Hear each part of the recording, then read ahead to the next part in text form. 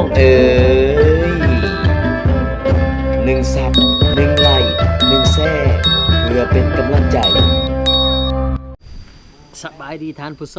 มเนาะสำหรับ EP นี้บ่าวสักจึกสิมาตัดผมให้บ่าวทรงเนาะหลังจากที่ว่าตัดผมให้กับพ่อตูจันแล้วเนาะบ่าวทรงนี่ก็คือบ่าวคำหน่อยลีเนาะเมื่อกี้ก็ได้ฟังเรื่องราวของบ่าวทรงเนาะที่ไปที่มาจากในชีวิตนี่มันคือละครพี่น้องเนาะชีวิตนี่มันคือละครเนาะบางครั้งเฮาก็ว่าโศกชะตาลินตลกกับชีวิตเนาะบางครั้งเฮาก็หน่อยใจในวาสนาพี่น้องบางครั้งเฮาก็รู้สึกนะรู้สึกหน่อยใจเนาะแต่ว่าบางคนเนาะเขาเจ้าแบบว่าโศกชะตาเขาเจ้าหายกว่าเฮาอีกเนาะคือจังเบาทรงนี่แหละใหญ่ขึ้นมาแม่ก็เอาไปให้ผู้อื่นเลี้ยงเนาะผู้อื่นก็ไปให้ผู้อื่นต่อเนาะบ่าวจึกบ่อยากเว้าสื่อขายแบบว่าให้ผู้อื่นเลี้ยงนะและต้องเติบโตเนาะผู้โชคดีกะถือผู้หักผู้แพงไปกะดีเนาะถือผู้โชคบ่ดีกะบ่อยากสิบอะไรง่ายเนาะบ่าวสักจึกตีกะออกจากบ้านแต่อายุ13 ปีเนาะแต่ว่าบ่าวสักจึกก็ยังว่าโชคดีได้ไปทำไปเฮียนเนาะบ่าวสักจึกไปอยู่แต่ละบอนก็จะบ่คือกันเนาะบ่าวสักจึกจะบ่ขอลงรายละเอียดว่าไปอยู่หม่องใดเป็นจังใดเนาะแต่บ่าวสักจึกอยากบอกว่าบางบอนน่ะไปอยู่ก็มีความสุขเนาะบางบอนเฮาอยู่ก็มีความทุกข์บ่าวสักจึกชีวิตบ่าวสักจึกนี่บ่าวสักจึกยังว่าบ่อยากอยู่นำไผเนาะเพราะว่าเคยอยู่เคยแบบว่าสัมผัสวิถีชีวิตไปอยู่นำเพิ่นเนาะถือบอลเพิ่นหักเพิ่นก็ฮักคือลูกแท้ๆเนาะไปอยู่ถือบอลเพิ่นบ่ฮู้ว่าเพิ่นหักหรือบ่หักนะจะรู้สึกลำบากใจเนาะแล้วก็อยู่กับบ่มีความสุขเนาะอันนี้คือชีวิตผ่านมาของบ่าวสักจึกเนาะเว้าหลายยายห่างอ้าวเชิญนั่งเลยบ่าวสงเชิญนั่งเลยเนาะตอนนี้บ่าวสักจึกก็สิตัดผมให้บ่าวสงพี่น้องขอปากกระเป๋าในเด้อบ่นู่น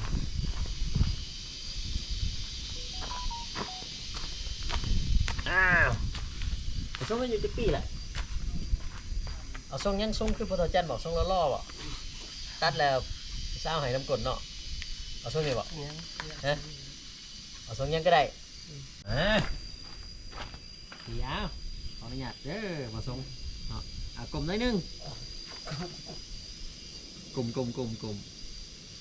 พวกบ่ส่งเราผู้สูงพี่น้องตัดอย่างหน่อยนึงบ่แล้วจิกกับผู้ต่ำเจ้าศอกนั่งแนวอื่นได้บ่มันสูงโพด สูงโพดข่อยบ่ถึงเจ้าหรือว่าเอาทางนี้นะเดี๋ยวนี่ก็ได้สูงกลมโอเคโอ้บอกคำหน่อยอ้ายเจ้าเนาะจะบ่ชื่อติบ่ชื่อบ่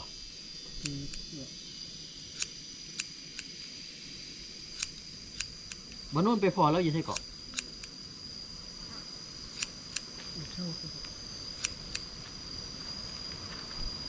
เจ้าก็มาหากินในป่าป่ะเคยหาปูหาปลาสิ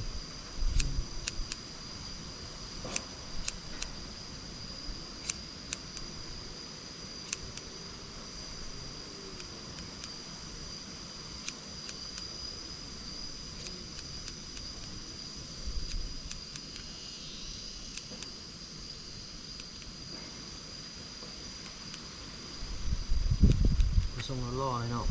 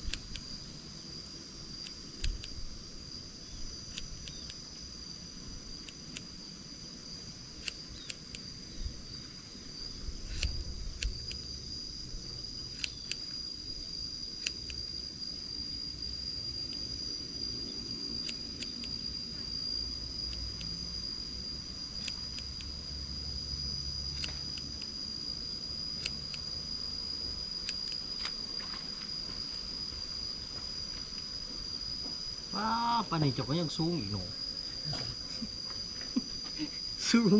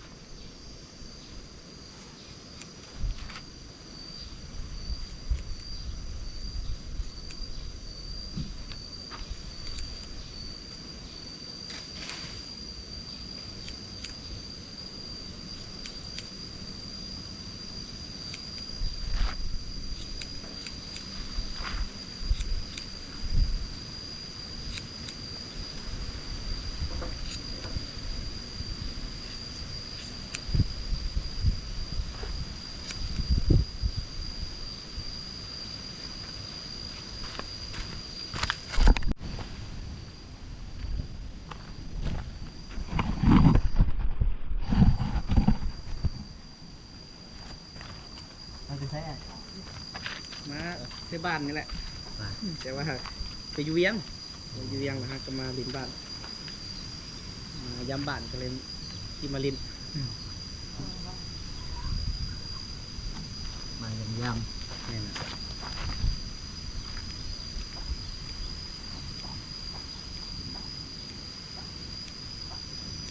หวังดีอยู่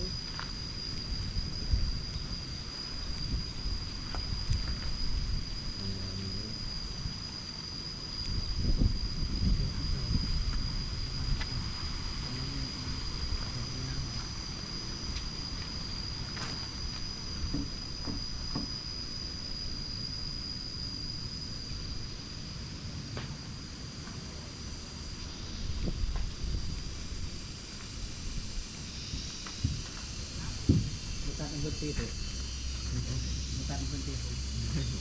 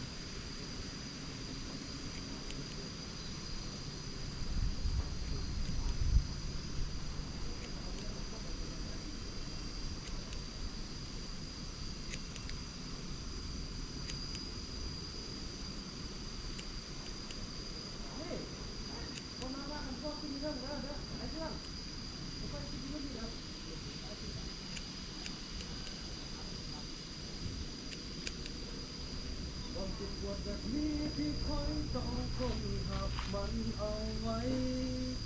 ในหัวใจโอ้งามเลยเด้ไอ้ทรงเฮานี่เอ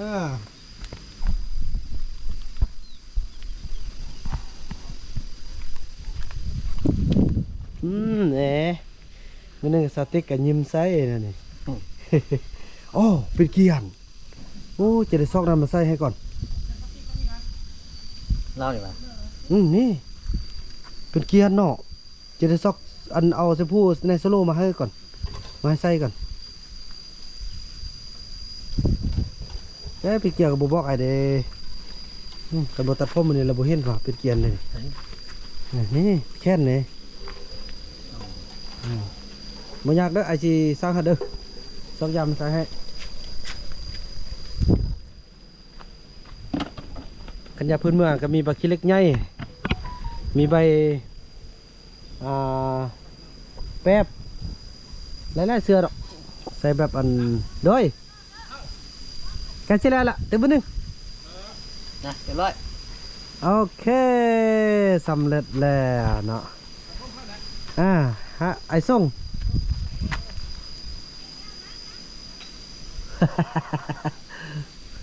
ผู้ตัดตั้มก็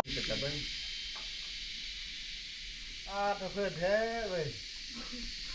หนักไว้โอ้ใส่สลอกสไลด์แล้วพี่น้องสมว่าเราอยู่ในเมืองอย่างนี้เนาะ เป็นงามขึ้นเนาะเรื่องก็ได้แห้งงามเว้ยงามโอ้กำลังงามเสร็จยังนี่งามเป็นงามขึ้นดูแลในเบื้องที่จะเป็นสายยาเนี่ย จะเฮ็ดกินวะเฮ็ดยังกิน ใกล้ตัว เป็นใกล้วะ เพราะว่าติดกันรักแม่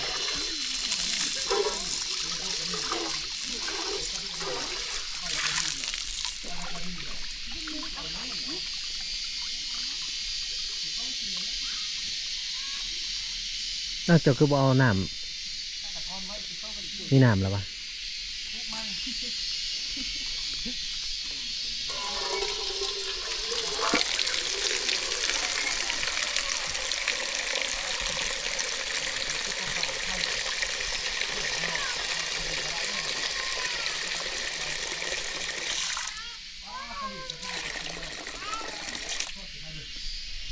ตัดออกแล้วยกไปเลย ดีคุดคุ้มมันเนาะ บ่ตัด ตัดก็ได้ก็เป็นยัง เอาเลยตัดเอาแล้ว ยก ป กั ระ นเล มาณ ย 5-6 คนหมดคนเฮานี่แหละยกไปเลย มันมีแต่เศร้าก็ยกกระดานเศร้ามันเสมอกัน แล้วก็ ตาม จะ เลยแล้วก็ลบ เอาละไม้ตัวนี้ออก บ่มือน่ะก็ยกได้แล้วนั่นนะโต๊ะนี้นะตอนนี้เอาใส่ทั้งโต๊ะนึงว่าไปทั้งโต๊ะนึงเอาไปทั้งซ้ำตัวนึงบ่ชอบพริกอย่างเขาเนี่ยยาเยอะ